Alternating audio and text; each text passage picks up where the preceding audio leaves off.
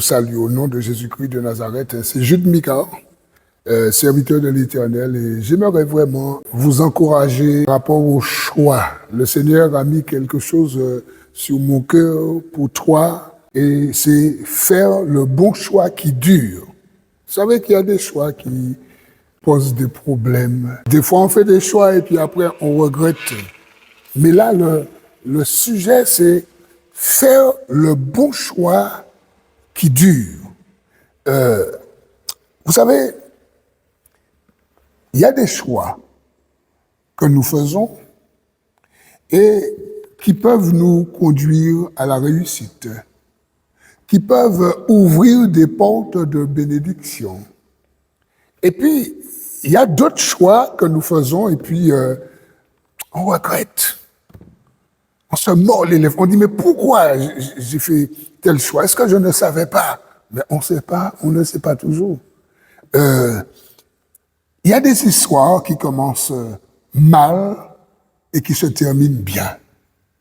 Et puis, vous avez d'autres histoires qui commencent bien et qui se terminent mal. Et là encore, ça dépend des choix qu'on fait. J'ai pour exemple, dans le livre de la Genèse, chapitre 12, les versets 1 à 4. On nous dit ici que l'Éternel dit à Abraham, « Va-t'en dans ton pays, de ta patrie et de la maison de ton père, dans le pays que je te montrerai. Je ferai de toi une grande nation et je te bénirai. Je rendrai grand ton nom et tu seras une source de bénédiction. » Verset 3. Je bénirai ceux qui te béniront et je maudirai ceux qui te maudiront. Et toutes les familles de la terre seront bénies de toi. Et puis le verset 4 nous dit, Abraham, partit comme l'Éternel le lui avait dit, et Lot partit avec lui. Abraham était âgé de 75 ans lorsqu'il sortit de Charan. Mes amis, voilà ici un homme, c'est Lot, c'est le neveu d'Abraham. Dieu a une bénédiction, Dieu a une vision, Dieu a une grande mission pour un homme, son nom c'est Abraham. Dieu l'appelle pour quitter tout ce qu'il a de cher et pour partir. Mais on nous dit au verset 4, Abraham partit comme l'Éternel le lui avait dit, et Lot partit avec lui. Et dans cette histoire de choix que je parle, je veux plutôt m'attarder sur Lot, cet homme. Lot, c'est le neveu d'Abraham. Il part avec Abraham, il n'y a aucun problème. Comme Abraham, c'est un homme choisi, béni de Dieu, ça veut dire que toute personne qui navigue, toute personne qui évolue, toute personne qui est en compagnie d'Abraham est bénie. Lot est béni. Parce que Lot est avec la personne qui porte le projet, la personne qui porte la bénédiction, la personne sur qui Dieu a parlé. Et vous verrez que l'histoire de Lot avec Abraham, Lot est béni, Lot aura des bergers, il aura des troupeaux, Abraham a des bergers, Abraham a des troupeaux. Mes amis, on nous dit que dans Genèse chapitre 13, les versets 7 à 13, on nous dit que il y avait des querelles entre les bergers de Lot et ses troupeaux et les bergers d'Abraham et ses troupeaux. Problème. Vous savez, je voudrais dire à quelqu'un aujourd'hui, c'est pas parce que tu es béni, c'est pas parce que tout va bien que tu n'auras pas de problème. Il y a des choses qui vont surgir. Il y a des choses qui prendront naissance, de bonnes comme de mauvaises.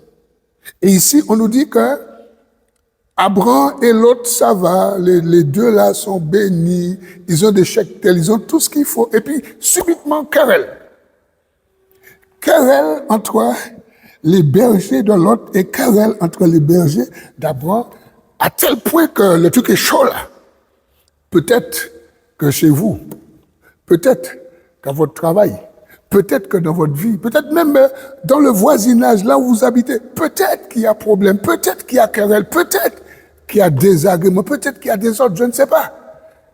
Mais ici, dans ce passage, le sage, j'appelle le sage Abraham, le sage va dire à son neveu, pour qu'il n'y ait pas d'histoire entre toi et moi, pour qu'il n'y ait pas de... pour que le sang ne coule pas entre mes bergers et tes bergers, entre mes troupeaux et tes troupeaux.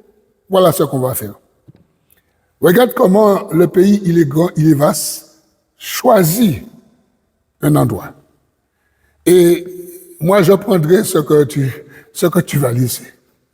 Mes amis, lorsque nous lisons, on nous dit que Lot va regarder la plaine du Jourdain.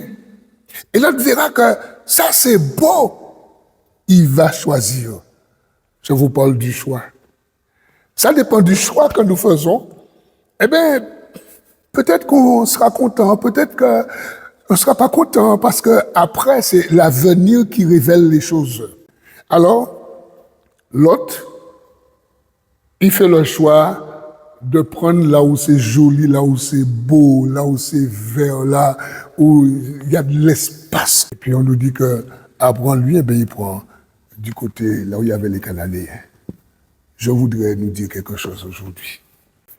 La Bible dit qu'il n'appartient pas à l'homme de diriger ses pas, c'est l'Éternel.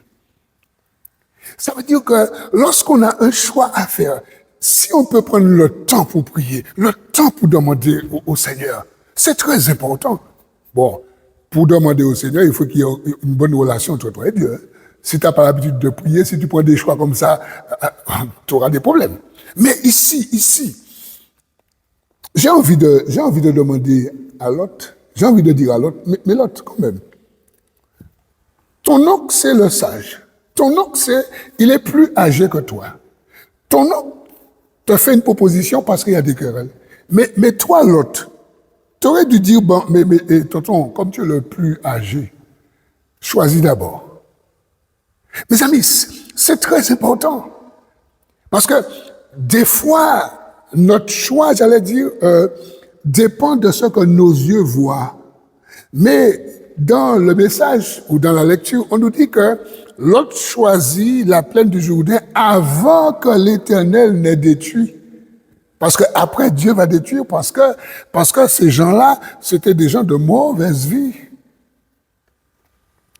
C'est pourquoi c'est très important lorsqu'on parle de choix, de demander au Seigneur, d'écouter les sages, de prendre conseil, de ne pas faire des choix selon ce que nos yeux voient.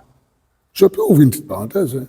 Des fois, pour ceux qui sont célibataires, ceux qui cherchent l'âme sœur, des fois, on a une silhouette, on a des choses bien précises. Je veux quelqu'un comme ça. Ou encore, quand on regarde quelqu'un, on regarde la personne, on voit que c'est, ah ouais, c'est mon tamale, ah ouais. Nos yeux. Mais tu ne connais pas le cœur, tu ne connais pas la vie de la personne, tu ne connais pas son caractère, tu vois son profil, mais tu ne connais pas son intérieur. Voilà le problème de Lot. Lot va choisir la plaine du Jourdain et Lot aura des difficultés. Mes amis, je vous ai dit tout à l'heure qu'il y a des histoires qui commencent bien et qui se terminent mal. L'histoire de Lot commence bien, mais se termine mal. On va voir quelque chose. Dans Genèse, le chapitre 19, et on va lire les versets 29 et suivants. Alors là, pour donner un peu le contexte, le Seigneur a pris connaissance que Sodome et Gomorrhe, c'était des pays où les habitants faisaient des choses abominables. Dieu a décidé de décimer, Dieu a décidé de brûler, Dieu a décidé, mais vraiment, de faire disparaître ces pays. Lot va fuir, enfin, Dieu va permettre que Lot fuit. On nous dit dans Genèse chapitre 19, verset 29, lorsque Dieu détruisit les villes de la plaine, il se souvint d'Abraham, puisque Abraham avait prié. Et il fit échapper Lot du milieu du désastre, par lequel il bouleversa les villes où Lot avait établi sa demeure. Lot quitta Sora pour la hauteur et se fixa sur la montagne avec ses 2 filles, car il craignait rester à Tsoar. Il habita dans une caverne, lui et ses 2 filles. Verset 31. L'aîné dit à la plus jeune, « Notre père est vieux. Il n'y a point d'homme dans la contrée pour venir vers nous selon l'usage des pays. Viens, faisons boire du vin à notre père et couchons avec lui afin que nous conservions la race de notre père. » Verset 33. Elle fit donc boire du vin à leur père cette nuit-là, et l'aîné alla coucher avec son père. Il n'aperçut ni quand il se coucha, ni quand il se leva. Le lendemain, l'aîné dit à la plus jeune, « Voici, j'ai couché la nuit dernière avec mon père. Faisons-lui boire du vin encore cette nuit et va coucher avec lui afin que nous conservions la race de notre père. » Verset 36. Elle fit boire du vin à leur père encore cette nuit-là, et la cadette alla coucher avec lui. Il ne s'aperçut ni quand elle se coucha, ni quand elle se leva. Les 2 filles de Lot devinrent enceintes de leur père, etc., etc. Voilà une histoire qui commence bien, mais qui finit d'une manière ancestueuse. Les 2 filles, d'accord, du papa vont coucher avec leur papa. Une histoire, mes amis, qui se termine mal et pourtant qui avait bien commencé. Je voudrais vraiment interpeller quelqu'un à travers ce message. Il y a des choix que nous faisons. Et des fois, ces choix nous suivent.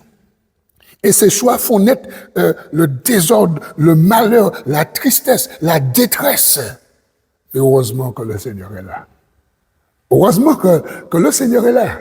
Parce que je vous ai dit qu'il y a des histoires qui commencent bien et qui se terminent mal. Vous avez aussi des histoires qui commencent mal et qui se terminent bien. J'ai pour preuve une femme. Une femme dans une grande souffrance. Une femme dont on va aller dans 1 Samuel, le chapitre 1.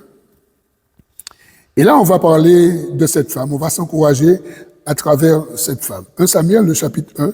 Verset 1er. Il avait un homme de Ramathai, Sophim, de la montagne d'Éphraïm, nommé Elkana, fils de Jéhoram, fils d'Élihu, fils de Tohu, fils de Sup, Éphratien.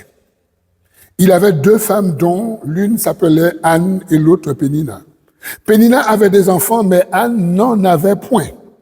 Chaque année, cet homme montait de sa ville à Silo pour se prosterner devant l'Éternel des armées et pour lui offrir des sacrifices. On nous dit là se trouvaient les 2 fils d'Élie, Ophni et Phiné, sacrificateurs de l'Éternel. Le jour où Elkana offrait son sacrifice, il donnait des portions à Pénina, sa femme, et à tous ses fils et à toutes les filles qu'il avait d'elle, mais il donnait à Anne une portion double car il aimait Anne que l'Éternel avait rendue stérile. Les amis, voilà. On nous dit qu'il avait une préférence. Bien que Anne était stérile, elle ne faisait pas d'enfant. Mais on nous dit qu'il donnait beaucoup plus, une double portion.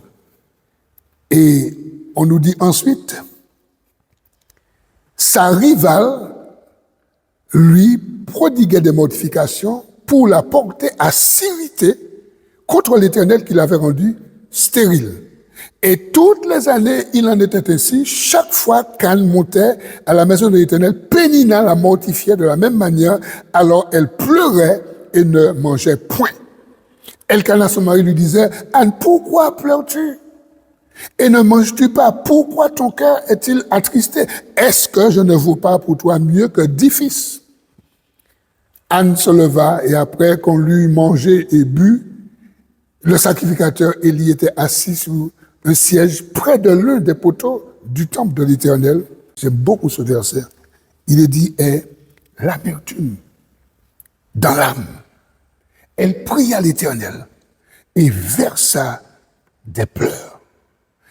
Mes amis, voilà une femme qui est dans une grande souffrance. Elle est stérile, elle est incomprise. Elle reçoit des coups, des mortifications. Elle reçoit des moqueries de l'autre épouse de son mari. Et jamais on ne nous dit à travers ces Écritures qu'elle va se venger, qu'elle va injurier, qu'elle va faire des choses. Non, elle se confie en l'Éternel. Elle pleure. Et c'est pourquoi j'aime ce verset qui nous dit « Et l'amertume dans l'âme, elle pria l'Éternel et versa des pleurs. » Elle prie l'Éternel. Anne a fait le choix de se confier à son Dieu. Anne souffre, Anne pleure, Anne est mortifiée, mais Anne sait que Dieu va agir, Dieu va faire quelque chose. Elle ne sait pas quand, comment ou où, mais elle sait que Dieu va faire quelque chose. Je voudrais t'encourager, mon ami. Peut-être que tu traverses l'événement, la situation la plus douloureuse, la plus difficile. Peut-être que tu ne crois plus en tes prières. Peut-être que tu dis que Dieu t'a oublié, que Dieu t'a abandonné. Je voudrais te dire, Dieu ne t'a pas abandonné. Dieu ne t'a pas oublié. La Bible nous dit que nous n'avons pas le même calendrier que Dieu. La Bible nous dit qu'un jour pour Dieu est comme 1000 ans et 1000 ans sont comme un jour. Tu vois, on n'a pas le même calendrier. Quand tu penses que Dieu t'a oublié, Anne, Dieu n'avait pas oublié Anne. Mais lorsqu'on poursuit la lecture, après on nous dit que Anne va prier. Et même le souverain sacrificateur Élie ne va pas comprendre Anne. Il pense qu'Anne était ivre. Il dit, bon, va cuver ton vin ailleurs là. Elle dit, non, mon Seigneur, je ne suis pas ivre. Mais c'est mon cœur, je souffre, etc., etc. Et c'est là, mes amis, que le Seigneur va répondre. C'est là que Dieu va exaucer cette femme. Je vais vous lire quelque chose. Il dit au verset 13, Anne parlait dans son cœur et ne faisait que remuer les lèvres. Mais on n'entendait point sa voix. Élie pensa qu'elle était ivre. Et il lui dit, jusqu'à quand seras-tu dans l'ivresse? Fais passer ton vin. Anne répondit, non, mon Seigneur, je suis une femme qui souffre en son cœur. Je n'ai bu ni vin, ni boisson enivrante, je répandais mon âme devant l'Éternel. Ne prends pas ta servante pour une femme pervertie, car c'est l'excès de ma douleur et de mon chagrin qui m'a fait parler jusqu'à présent. Élie reprit la parole et dit, va en paix, et que le Dieu d'Israël exauce la prière que tu lui as adressée. Mes amis, elle dit que ta servante trouve grâce à tes yeux.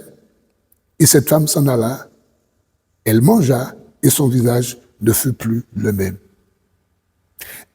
Ils se levèrent de bon matin et après s'être prosternés devant l'Éternel, ils s'en retournèrent et revinrent dans leur maison à Rama.